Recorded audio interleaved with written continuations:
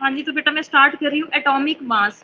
थोड़ा सा मैंने इंट्रोड्यूस लास्ट लेक्चर में आपको करवाया था इसको लेके कि एटॉमिक मास किसी भी एटम का मास, ठीक है। एटम का मतलब तो यहाँ पे एटॉमिक का मतलब तो कोई भी एटम, और मास मतलब मास या वेट है ना, उसका वेट या उसका मास कैसे निकालना है।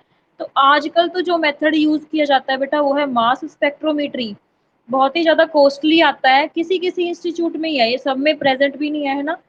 तो 19th सेंचुरी में हम किसी भी एटम का मास कैसे निकालते थे, मतलब एक्चुअल मास नहीं बेटा, रिलेटिव एटॉमिक मास निकालते थे। रिलेटिव का मतलब है किसी के रिलेशन में। जैसे अब भी आप कोई चीज सामान लेने जाते हो बाजार में, है ना, तो आपको कोई चीज तोल के देते हैं, तो वो क्या करते हैं, साथ में कुछ ना कुछ वेट रखेंगे, है ना। मान लो 1 kg वेट इस साइड रख दिया, उसके उसको एक ही रेफरेंस मान लिया, उसके उसके बाद कोई भी आप सामान लेने गए तो उसको दूसरी साइड पे रख के वेट कर दिया उसका, है ना।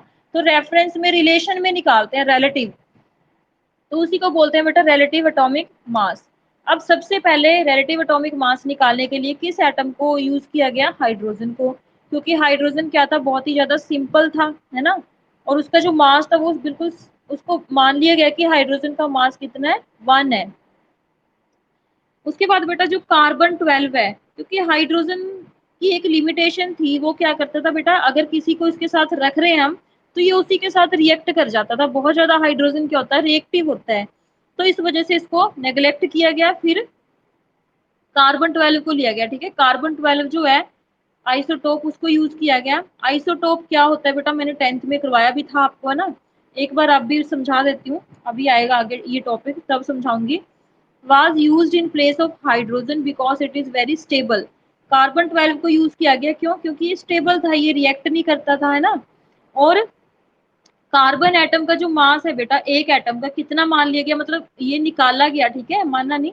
जो साइंटिस्ट थे जो वर्क कर रहे थे इस चीज के ऊपर, एटॉमिक मास के ऊपर, उन्होंने कार्बन 12 का जो मास है वो निकाल लिया एक एटम के लिए।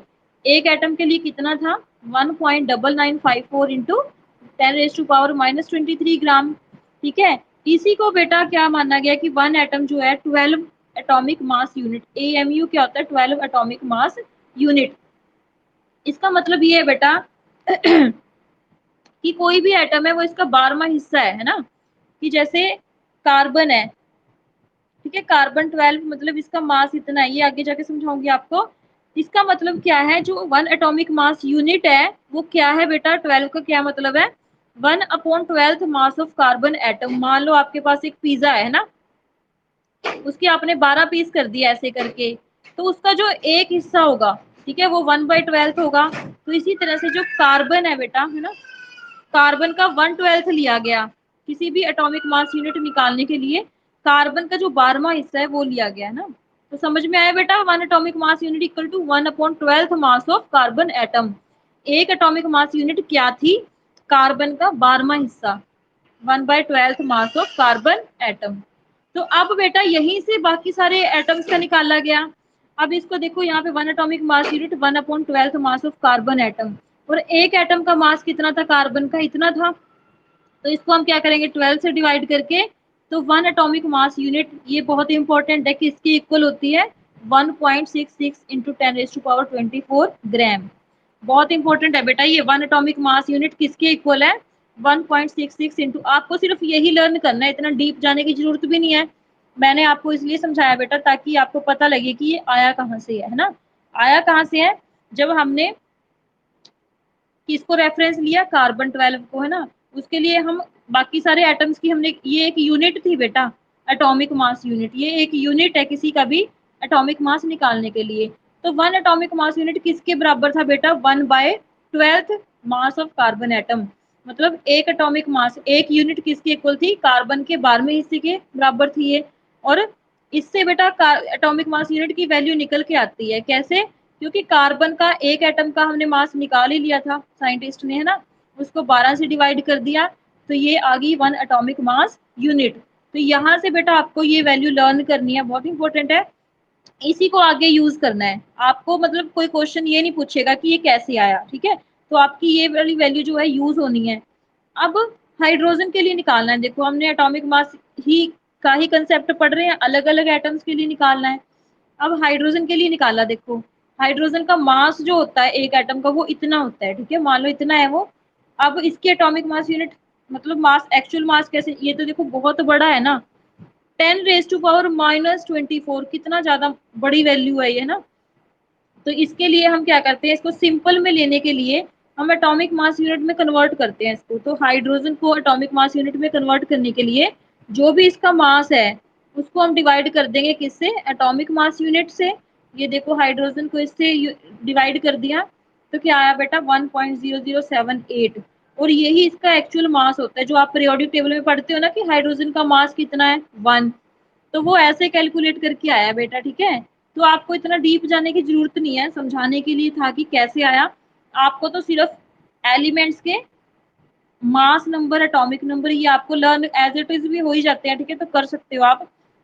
तो ये सिर्फ आपको समझाने के लिए था कि कैसे कैलकुलेट करके कैसे 1 आया, है ना। तो एटॉमिक मास यूनिट की वैल्यू लर्न करनी है, कितनी होती है 1.66 इंटू 10⁻⁻24 ग्राम, है ना। तो यहाँ से बेटा हाइड्रोजन का, यहाँ से और सारे निकल के आए, कार्बन है ना, कार्बन का भी निकाल सकते हो आप। कार्बन का कैसे निकालोगे, मान लो कार्बन का वेट आपको निकालना पड़ेगा, या आपको गिवन होगा, जैसे यहाँ पे गिवन है वो, उसको डिवाइड कर दोगे इससे तो वहां पे आ जाएगा जो भी है। वैसे कार्बन का कितना होता है बेटा 12 होता है ना, तो 12 ही निकल के आएगा। नेक्स्ट है बेटा एवरेज। तो ये एटॉमिक मास इस टाइप से निकालते हैं, ठीक है। एटॉमिक मास तो आपको लर्न होने चाहिए वैसे। 40 एलिमेंट्स का बेटा आपका टेस्ट लेने वाली हूँ मैं अभी, आज तो नहीं, जब भी नेक्स्ट लेक्चर होगा आपको 40 एलिमेंट्स लर्न होने चाहिए, उनके एटॉमिक नंबर और उनके मास नंबर। जैसे फर्स्ट हाइड्रोजन, हीलियम, मैंने 10th में भी थोड़ा बहुत करवाया था आपको ये चीज। अब है बेटा एवरेज एटॉमिक मास। किसी को कोई डाउट जल्दी से बोलो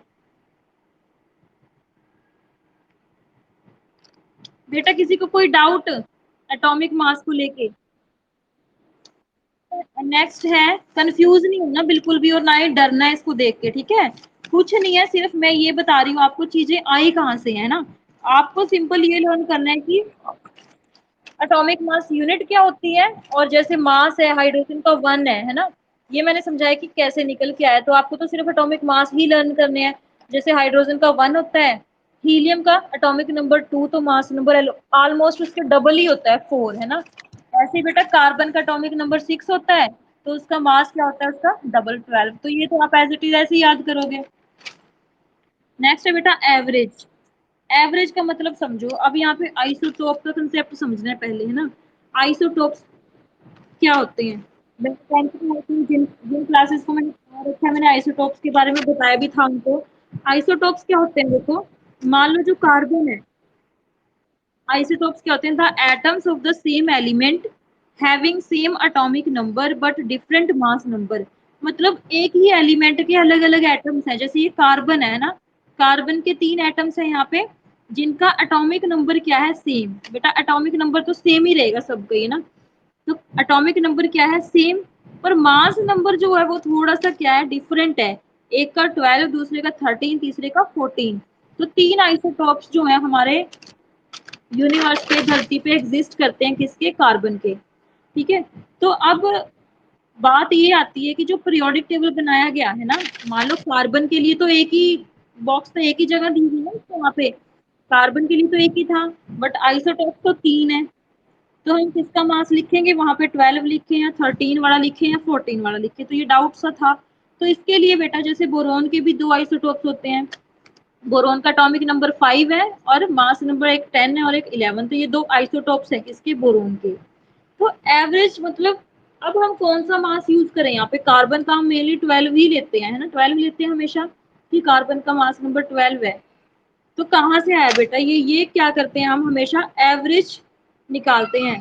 मतलब इन तीनों की एवरेज निकाल के जो हमारे पास आएगा वो हम मास लेंगे उसका। और इसका फॉर्मूला क्या है देखो बेटा, एवरेज एटॉमिक मास निकालने का फॉर्मूला क्या है, percentage atomic mass of first isotope, है ना, फिर plus percentage iso mass, sorry atomic mass of second isotope, उसको क्योंकि परसेंटेज निकाल रहे हैं डिवाइड कर दिया 100 से। अब आइसोटोप्स पे डिपेंड करेगा, ये तो बेटा एक भी हो सकता है, 2 भी, 3 भी, 4 भी, कितने हो सकते हैं आइसोटोप्स, तो डिपेंड करेगा कौन सा एलिमेंट लिया है हमने, है ना। तो यहाँ पे देखो जैसे बोरोन की एग्जांपल ले लेते हैं। जो बोरोन है बेटा, 2 आइसोटोप्स होते हैं इसके, एक तो 10 और एक 11 वाला, है ना। तो ये परसेंटेज बेटा आपको गिवन होगी। मान लो जो परसेंटेज है बोरोन 10 है, जो वो पूरे धरती पे जो किस परसेंटेज में एग्जिस्ट करता है, 19% सिर्फ वो एग्जिस्ट करता है। और बोरोन 11 जो है वो 81% एग्जिस्ट इन नेचर। तो ये परसेंटेज आपको गिवन है। तो यहाँ से आप एवरेज एटॉमिक मास निकाल लोगे। कैसे? यहाँ देखो, percentage of atomic mass of first isotope, percentage कितनी है फर्स्ट की, 81%, इनटू इसका मास कितना है 11, plus percentage of second, second की कितनी है 19% है, और मास कितना है 10, इनटू 10 डिवाइड कर दिया 100 से। तो इसको बेटा कैलकुलेट करने के बाद मेरे पास क्या आया, ये देखो कैलकुलेट करने के बाद आया 10.81%। तो जो हम पीरियोडिक टेबल में जो ऊपर एटॉमिक मास, ऐसे बेटा पीरियोडिक टेबल में जो एलिमेंट्स है ना, हमेशा ही ये नीचे हम क्या लिखते हैं एटॉमिक नंबर और ऊपर होता है एटॉमिक मास। तो जो ये लिखा होता है वो एवरेज निकाली होती है। मतलब अगर बोरोन के 2 आइसोटोप्स हैं तो दोनों को ही नहीं लिखेंगे, इनकी एवरेज निकाल के वो वाला हम लिखेंगे यहाँ पे। तो इन दोनों की एवरेज कितनी आई, ये आई। तो एवरेज मास नंबर आपका ये आ गया, ठीक है, एटॉमिक मास। समझ में आया बेटा? ये जल्दी से बोलो, रिस्पॉन्स करो जल्दी से, है ना। आगे बेटा क्या बोल रहे हो बेटा? ठीक है, मैं बताती हूँ बेटा एक बार और। अब देखो, क्योंकि मैंने आपको एक चीज बताई थी कि जो आइसोटोप्स क्या होते हैं, मतलब एक ही एलिमेंट के काफी सारे एटम्स जिनका एटॉमिक नंबर तो सेम हो, है ना, कार्बन का 6 ही होगा एटॉमिक नंबर तो, पर मास नंबर क्या होते हैं डिफरेंट। मतलब मास नंबर ऊपर होते हैं हमेशा ही, एटॉमिक नंबर हमेशा ही नीचे लिखते हैं, मास नंबर क्या होगा डिफरेंट। अब आप पीरियोडिक टेबल में एलिमेंट्स पढ़ रहे हो, कार्बन है ना, तो आप ऊपर किसका मास लिखोगे, इसका लिखोगे, इसका या इसका। तो ये जो ही इस कमी को दूर करने के लिए बेटा हम क्या लेते हैं, हमेशा ही एवरेज निकाल लेते हैं इन तीनों की ना। मतलब इन तीनों की एवरेज निकालने के बाद जो हमारे पास मास आएगा उसको हम ऊपर लिखेंगे यहाँ पे। और एवरेज निकालने का फॉर्मूला क्या यूज करना है आपने, ये है मतलब परसेंटेज। परसेंटेज आपको दी होगी कि बोरोन 10 कितना परसेंट होता है, धरती पे कितना एग्जिस्ट करता है नेचर में इतना, और बोरोन 11 कितना एग्जिस्ट करता है नेचर में 81%। तो यहाँ पे percentage into atomic mass of first isotope plus percentage into atomic mass of second isotope, है ना। फर्स्ट आइसोटोप ये मान लो या सेकेंड आइसोटोप ये मान लो, कोई भी मान लो इनमें से ना। तो सबसे पहले परसेंटेज, ठीक है, इस ये मान लो ये ले लिया मैंने यहाँ पे ना, ये क्या है फर्स्ट आइसोटोप है।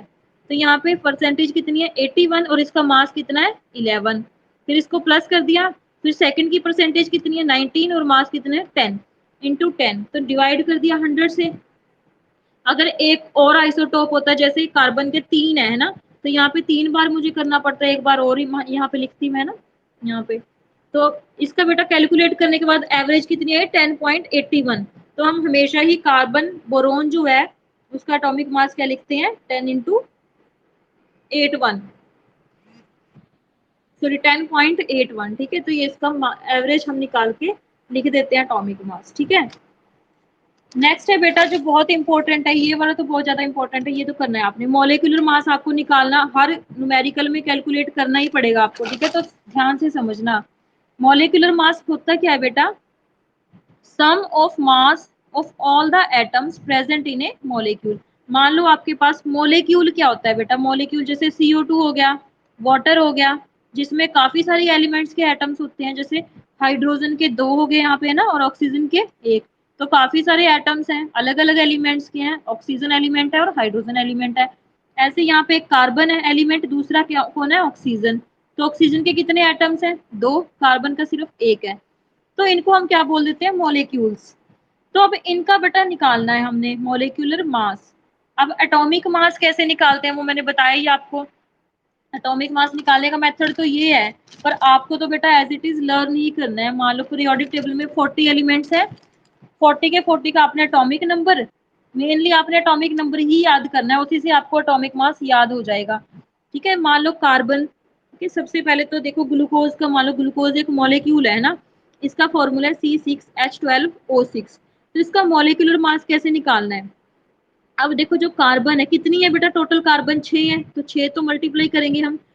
एक कार्बन का बेटा कितना होता है, कितने नंबर पे आता है, एटॉमिक नंबर कितना है 6 है। तो ऑलमोस्ट इसका डबल जो होता है वो इसका मास होता है। तो कार्बन का मास कितना है 12 × 6, प्लस बेटा अब क्या है हाइड्रोजन, कितने हैं हाइड्रोजन 12 और एक का मास कितना होता है, एटॉमिक नंबर एक ही होता है और इसका मास नंबर भी एक ही होता है हाइड्रोजन का। ये अभी हम निकाल के भी आए हैं पीछे हाइड्रोजन का, ये देखो हाइड्रोजन का कितना निकल के आया था 1.007, तो इसको हम अप्रोक्सीमेट 1 ही लेते हैं, है ना। तो हाइड्रोजन का कितना आया यहाँ पे 1, ठीक है। तो 1 को 12 से, अब ऑक्सीजन का कितना होता है बेटा, atomic number hydrogen helium lithium beryllium boron carbon nitrogen oxygen 8 number होता है, तो 8 को डबल कर दो 16, है ना। 16 ऑक्सीजन का मास हो गया, तो टोटल ऑक्सीजन है कितने हैं 6, तो 6 से इसको क्या कर दिया, यहाँ पे बेटा मल्टीप्लाई होना है, ठीक है, मल्टीप्लाई कर दिया। तो यहाँ पे देखो 72 12 और 16 इंटू 6 कितना हो गया 96, तो इन सबको ऐड करके ये क्या आ गया इसका मोलिकुलर मास। तो ग्लूकोज का हमेशा ही मोलिकुलर मास कितना होता है बेटा 180। अभी समझ में आया बेटा, या फिर एक और एग्जांपल दूं अभी आपको जल्दी से, दोबारा समझा देती हूँ बेटा आपको। देखो सबसे पहले तो आपको 40 एलिमेंट्स जो हैं उनके एटॉमिक नंबर और मास नंबर याद करने हैं, तब जाके आपको ये चीजें समझ में भी आएंगी, ठीक है। और उसके बाद आप इनको आसान, बड़े आसान लगेंगे बेटा ये। मान लो सी कार्बन है, ठीक है, कार्बन का कितना होता है एटॉमिक नंबर 6 और मास नंबर कितना होता है इसका डबल 12, है ना। हाइड्रोजन का कितना होता है बेटा 1, एटॉमिक नंबर और मास नंबर भी क्या होगा 1 होगा। ऑक्सीजन है तीसरा एलिमेंट, यहाँ पे ऑक्सीजन का एटॉमिक नंबर कितना होता है 8 और मास नंबर कितना होता है इसका डबल 16, ठीक है बेटा। ये आपको वैल्यूज मिल गई हैं, अब बस आपने पुट करनी है। तो कार्बन जो है, कार्बन का मास कितना है, यहाँ पे देखो कार्बन का कितना है 12 है, 12 लिख दिया। है कितने हैं कार्बन 6 है, इंटू 6 है ना 6। ऐसे ही हाइड्रोजन का मास कितना है बेटा 1 है, कितने टोटल 12, ठीक है। उसके बाद ऑक्सीजन, ऑक्सीजन का मास नंबर कितना है 16 है, तो 16 लिख दिया यहाँ पे। और टोटल कितने ऑक्सीजन है 6, तो 6 से मल्टीप्लाई करेंगे 16 को, तो आपका कितना आ गया बेटा, इनको कैलकुलेट करने के बाद 180। ऐसे ही मैं एक और वाटर का निकाल के दिखा देती हूँ, वाटर है, ठीक है, H2O। अब बेटा वाटर जो है, हाइड्रोजन का देखो H2O, ये वाटर का मॉलिक्यूल है ना, मॉलिक्यूलर मास इसका कैसे निकालेंगे, हाइड्रोजन का मास नंबर कितना होता है 1, कितने हैं टोटल 2, ठीक है। अब बीच में हमने ऐड करना है, दूसरा कौन सा है ऑक्सीजन, ऑक्सीजन का कितना होता है 16, क्योंकि बस एक ही है तो इसको 1 से ही मल्टीप्लाई करेंगे, है ना। तो टोटल कितना आएगा यहाँ पे 1 इंटू 2 प्लस 16, तो टोटल कितना आ गया बेटा इसका 18। समझ में आया बेटा, ठीक है। कार्बन का भी ऐसे ही निकलेगा, CO2 का अगर आपने निकालना है CO2। अब कार्बन का कितना होता है मास नंबर, ये देखो कार्बन का कितना है 12, है ना, प्लस ऑक्सीजन का कितना है, देखो ऑक्सीजन का एटॉमिक नंबर 8 है, मास नंबर कितना है 16, तो यहाँ पे 16 लिखोगे आप, प्लस ऑक्सीजन बेटा है कितने हैं देखो 2 है ना, नीचे 2 लिख रखा है, तो इसको 16 को 2 से मल्टीप्लाई करेंगे। अब इसको कैलकुलेट करो, देखो कितना आ रहा है 12 प्लस 32, ठीक है बेटा 32 आ रहा है यहाँ पे, तो कितना आएगा 44। तो कार्बन डाइऑक्साइड का मोलिकुलर मास कितना होता है 44। कैसे निकालोगे बेटा, मैं तभी बोल रही हूँ आपको, सबसे पहले तो एटॉमिक नंबर कम से कम आपको 20 तो बहुत ही ज्यादा इंपॉर्टेंट, 20 तक आप करो, ठीक है। 40 कर सकते हो तो बड़ी अच्छी बात है, तो 20 तो कम से कम करो और उनके एटॉमिक मास लर्न करो, एटॉमिक नंबर लर्न कर लो, मास वहीं से आपको लर्न हो जाएंगे, ऑलमोस्ट डबल ही होता है सबका मास नंबर। यहाँ पे देख भी रहे हो आप, कार्बन का 6 है तो एटॉमिक मास 12, हाइड्रोजन का 1 है तो इसका डबल भी 1 ही होगा, है ना। ऑक्सीजन का 8 एटॉमिक नंबर है तो इसका मास नंबर कितना है 16। तो ऐसे आप कोई भी मॉलिक्यूल हो आपके पास तो आप उसका मॉलिक्यूलर मास निकाल सकते हो, ठीक है बेटा। हाँ जी, समझ में आया नहीं बेटा, इसकी प्रैक्टिस करोगे आप तब आपको जाके बड़ी अच्छे से समझ में भी आएगा। तो उससे पहले जो पहले काम दिया मैंने वो करना है आपने, है ना। 20 एलिमेंट्स जो हैं उनका एटॉमिक नंबर और मास नंबर लर्न करना है। नेक्स्ट है बेटा फॉर्मूला मास, सेम ही है बेटा जैसे मॉलिक्यूलर मास निकाला था ना हमने, हम मॉलिक्यूल्स में सिर्फ एक डिफरेंस है, जैसे मॉलिक्यूल्स में कार्बन के 6 एटम्स हैं यहाँ पे ना, तो 6 को मल्टीप्लाई कर रहे हैं हम, ऐसे यहाँ पे हाइड्रोजन के 12 एटम्स हैं तो 12 को हम मल्टीप्लाई कर रहे हैं साथ में, ऐसे ही ऑक्सीजन के 6 एटम्स हैं तो 6 को ही मल्टीप्लाई कर रहे हैं, तो ऐसे मॉलिक्यूलर मास निकल के आ रहा है। फॉर्मूला मास क्या होता है बेटा? इसको हम मेनली सॉलिड्स या फिर आयनिक मॉलिक्यूल्स के लिए निकालते हैं। कोई भी सॉलिड है, मान लो NaCl है ना, ये एक सॉलिड है, तो इस टाइप की इसकी स्ट्रक्चर होती है, क्यूब है ना, जैसे चौक का डब्बा है, इस टाइप की इसकी स्ट्रक्चर होती है 3D। अब इस स्ट्रक्चर में बेटा जो सोडियम है ना, ये सोडियम, इसके आसपास, जैसे ये सोडियम है, इसके आसपास कितने 6 क्लोरीन होते हैं इस टाइप से, है ना, मतलब 6 क्लोरीन इसके अराउंड होते हैं। ऐसे ही जो क्लोरीन है, क्लोरीन के अराउंड 6 क्या होते हैं बेटा, सोडियम होते हैं। तो मतलब 6 और इस टाइप की काफी बड़ी स्ट्रक्चर होती है, एक नेटवर्क होता है, मतलब ये नहीं सिर्फ एक ही NaCl है, काफी सारे NaCl होंगे, और काफी हर Na 6 क्लोरीन, और हर क्लोरीन 6 एटम से Na से सराउंडेड होगा, तो काफी कॉम्प्लेक्स सी स्ट्रक्चर बन जाती है। तो हम यहाँ पे मोलिकुलर फॉर्मूला नहीं निकालेंगे, हम यहाँ पे ये नहीं निकालेंगे कि सोडियम के 6 है तो 6 से मल्टीप्लाई करेंगे, क्लोरीन भी 6 सोडियम से सराउंडेड है तो उसको भी 6 से करेंगे हम मल्टीप्लाई, जैसे यहाँ पे कर रहे थे मोलिकुलर फॉर्मूला में ना। यहाँ पे सिंपल हम क्या करते हैं बेटा, फॉर्मूला जो भी होता है उसी का मास निकाल लेते हैं, फॉर्मूला मास। जैसे NaCl का फॉर्मूला, सोडियम क्लोराइड का फॉर्मूला NaCl है, तो हम पूरी स्ट्रक्चर में, पूरी उसकी स्ट्रक्चर में हम ये नहीं देखेंगे कि कितने सोडियम है और कितने क्लोरीन है, मान लो 6 सोडियम है 6 क्लोरीन है, हम ऐसे नहीं देखते, हम सिंपल फॉर्मूला ले लेते हैं और उसी का मास निकाल लेते हैं। मान लो सोडियम है, सोडियम का एटॉमिक नंबर कितना होता है बेटा 11, और ऑलमोस्ट इसका डबल 23, क्या होता है इसका 22 होता है, वैसे डबल तो एक दो पॉइंट बेटा आगे पीछे हो जाता है। तो सोडियम का कितना होता है 23 मास नंबर, और क्लोरीन का कितना होता है 35। तो इन दोनों को ऐड करके बेटा क्या आ गया इसका मास, फॉर्मूला मास। समझ में आया बेटा? फॉर्मूला मास का मतलब होता है जो फॉर्मूला आपके पास है ना उसी का आपने निकाल लिया। मॉलिक्यूलर का मतलब है जो आपने ये C6 कार्बन के 6 एटम्स, हाइड्रोजन के 12, ऑक्सीजन के 6, तो इनको भी मल्टीप्लाई करके लिखना है, ये मॉलिक्यूलर मास है। फॉर्मूला मास मतलब जो भी फॉर्मूला होगा उसी का आपने आगे कैलकुलेट कर लेना है, ठीक है। मास बेटा पता लगा आपको फॉर्मूला मास?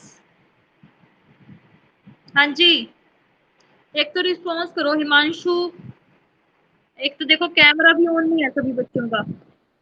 मयंक, ठाकुर, हर्ष, ऋषभ, आज बेटा मैं इतना ही करवाऊंगी क्योंकि अगर मोल भी मैंने आज करवाया तो आप कंफ्यूज हो जाओगे, ठीक है, तो थोड़ा थोड़ा उतना ही करवाऊंगी जितना समझ आने लायक हो। तो आपका बेटा होमवर्क सुनो पहले क्या है। सबसे पहले तो आपने 20 एलिमेंट्स और उनके मास नंबर लर्न करने हैं। उसके बाद आपने, ये तो आपको लर्न करने की जरूरत नहीं है बेटा, ये सारा कुछ आपको सिंपल लर्न क्या करना है, एटॉमिक मास यूनिट में कितने, ठीक है, इसकी वैल्यू क्या होती है एटॉमिक मास यूनिट की, और आपने उसके बाद सारा कुछ क्या करना है, मतलब 20 एलिमेंट्स, उनके एटॉमिक नंबर और उनका मास नंबर।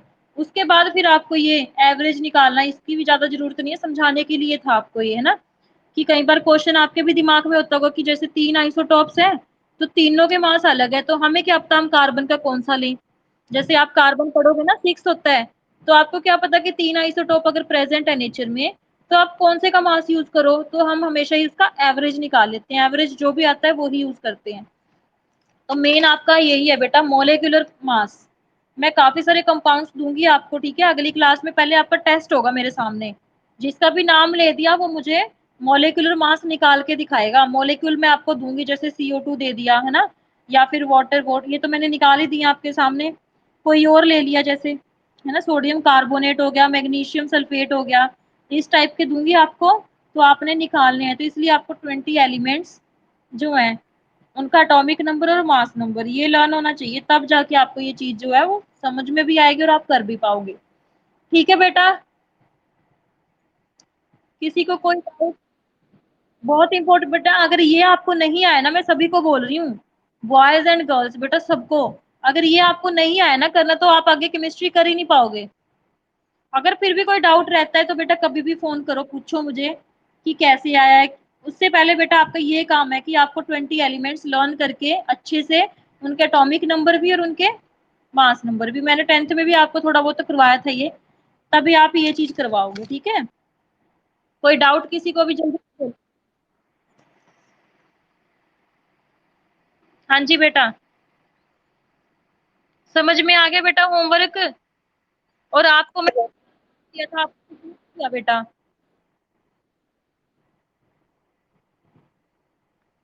चलो ठीक है बेटा, मैं क्लास एंड कर रही हूँ, कोई डाउट हो तो बेटा मैसेज कर देना या फ़ोन कर लेना जब मर्ज़ी, ठीक है? या नेक्स्ट क्लास में पहले आप अपना डाउट बोलना जो भी था वो उसको क्लियर करने के बाद अगला लेक्चर स्टार्ट करेंगे। ठीक है बेटा? ठीक है बेटा, थैंक यू सो मच।